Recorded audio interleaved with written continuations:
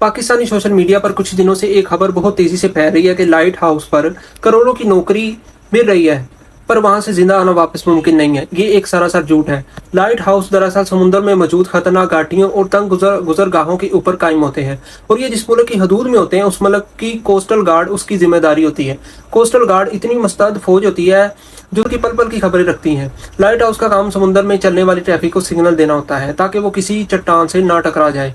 यही light house बहरी जहाज़ों को बंदरगाहों पर मौजूद चट्टियों का पता भी देते हैं। लाइट हाउस तब से कायम है जब से इंसानों ने समुद्रों में तजारती सफर शुरू किया है। अब तो खैर ज्यादातर लाइट हाउस खुद कार निजाम से मुंसलिक है। अगर इंसान खला में रॉकेट भेजकर उसे वापस जमीन पर लैंड करवा सकता है तो एक लाइट हाउस को मुकम्मल कंट्रोल करना मामूली सी बात है। अभी जब बहरी जहाजों में सैटेलाइट से मुंसलिक नेविगेशन आए हैं तब से लाइट हाउस करीब करीब वीरान ही होते जा रहे हैं। अब समुद्री साइंस ने बहुत तरक्की कर ली है। हम समुद्र में काम करते हैं, हम रोज देखते हैं कि सर्विसेज बोर्ड में अपना कंप्यूटर रखकर समुद्र की गहराई में मालूम कर लेते हैं कि किस जगह पर कितने मीटर कटाई की मजीद जरूरत है। अब तो बहरी जहाजों को के साथ उनका रूट स्क्रीन भी चलता है। समुद्र की कैफियत और आने वाले खतरों और तूफान सब कुछ का पता देता है। एयरलैंड की फास्ट नेट ट्रैक पर वाक़ फास्ट नेट लाइट हाउस है।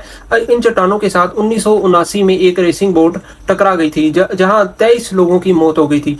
ये रेस हर 2 साल बाद एयरलैंड से शुरू होकर इटली के जजीरे सिसिली के अतराफ घूमकर प्लाईमाउथ इंग्लैंड में आकर इख्तिताम पजीर हुआ करती थी।